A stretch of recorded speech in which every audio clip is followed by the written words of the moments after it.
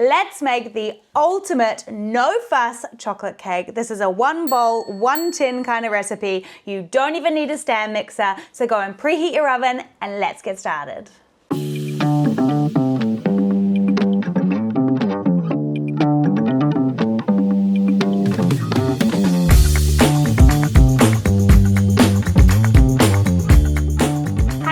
Welcome back to my channel. I thought it was about time I gave you a super simple but super delicious chocolate cake recipe. I've been testing and trying this recipe for months and months. I am so proud of it and I am very excited to share it with you. It's moist and fluffy but really easy and quick to make. It's going to be the cake that you make over and over and over again for every and any occasion, because every occasion deserves a cake. So to get us started, we're starting with some nice rich cocoa powder. Then into our cocoa, we're gonna add some nice hot coffee. So I've done a double shot of espresso and then topped it up with water, but you could also use a teaspoon of instant coffee.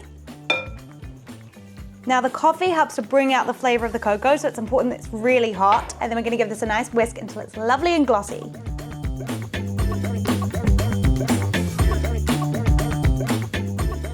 This is looking lovely and glossy. Now we're just gonna let this cool down. It should only take about 5 minutes.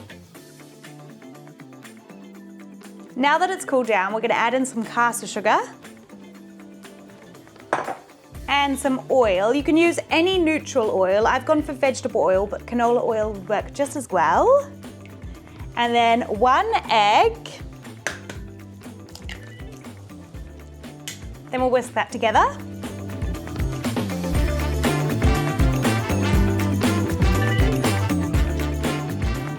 This honestly just makes the glossiest batter ever. I love it. Right, in goes some plain flour, some salt, some baking soda and baking powder.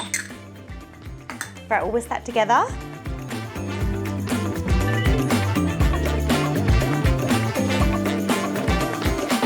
Should you sieve in your dry ingredients? Yes, probably, but I'm all for saving dishes, especially since I had a baby, so I just reckon you can whisk it out with the whisk anyway. Right, I'm just gonna switch to a spatula and I've got some plain yogurt going in, and this is gonna make our cake so lovely and moist.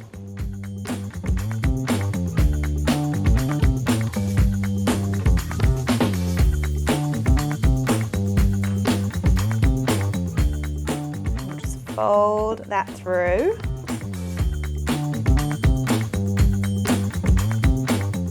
Oh my God, it looks beautiful. Ah. Right, now it's time to get it in a tin. So I'm using a 20 centimeter tin. I'm gonna spray it with oil. That's the easiest way to grease it, but you could also use some butter. And then I'm gonna line the bottom with baking paper. And in goes our lovely batter.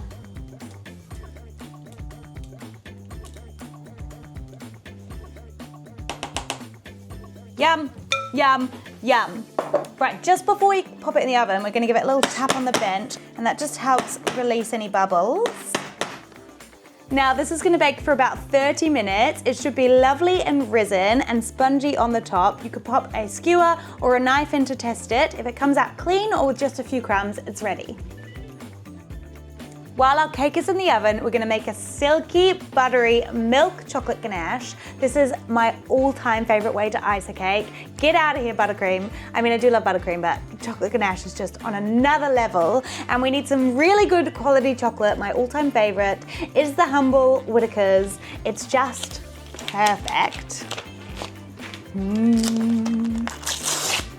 Like, look at this.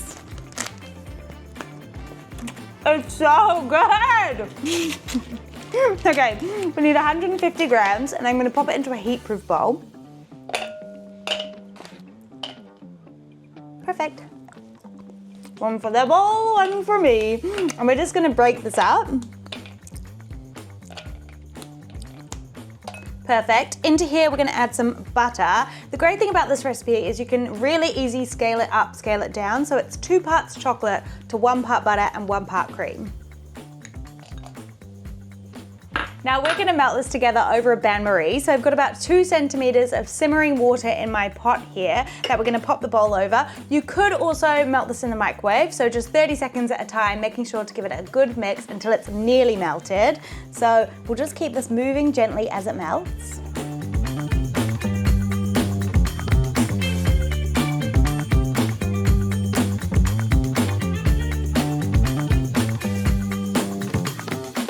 Now that's melted, we're going to carefully remove it from the heat and mix in our cream.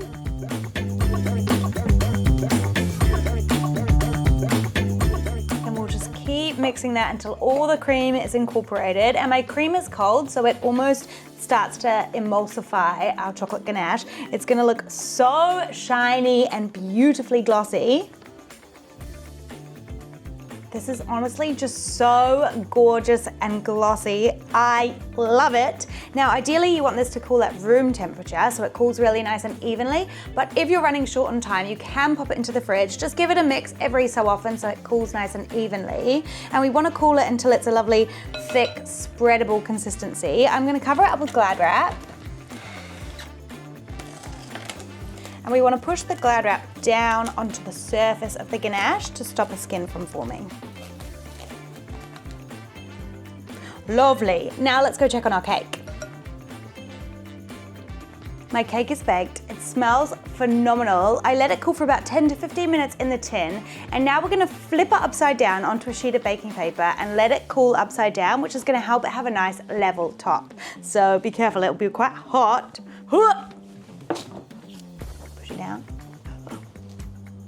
Whoa!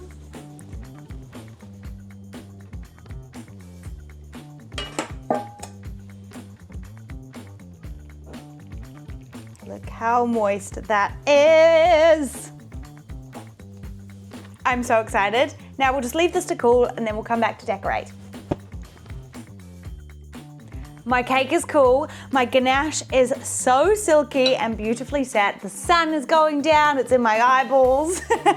But now it's time to ice our cake. I'm buzzing. We're basically just gonna pile all of this beautiful ganache on the top, spread it out beautifully, and then add some lovely shaved chocolate on the top.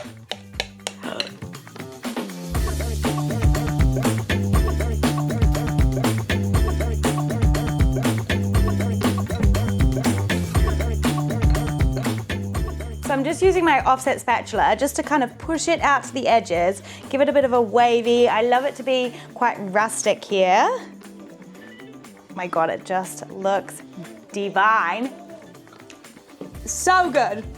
Okay, here's my little hack for decorating. This is gonna take this from just like a beautiful cake to like a excellent cake. You get a potato peeler, some of your leftover chocolate, and we're just gonna peel shreds or little curls onto our cake.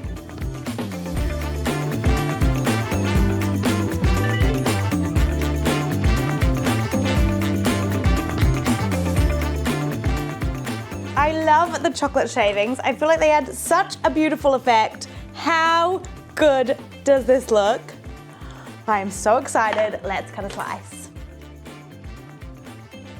Oh my gosh, my knife just literally glides through it. A nice big slice, of course.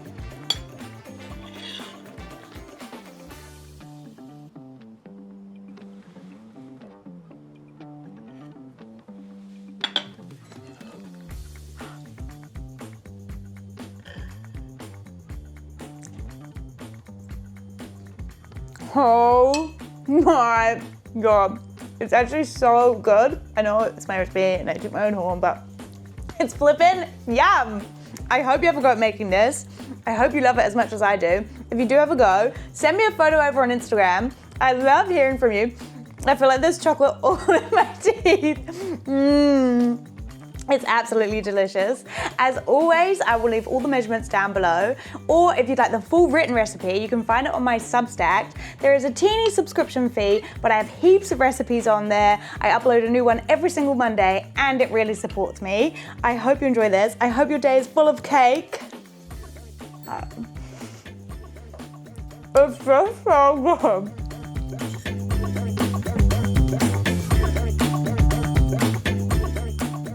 If you like this recipe, I bet you'll love my brioche donuts. You can find the full recipe here. And I'm just gonna keep eating cake. Yum!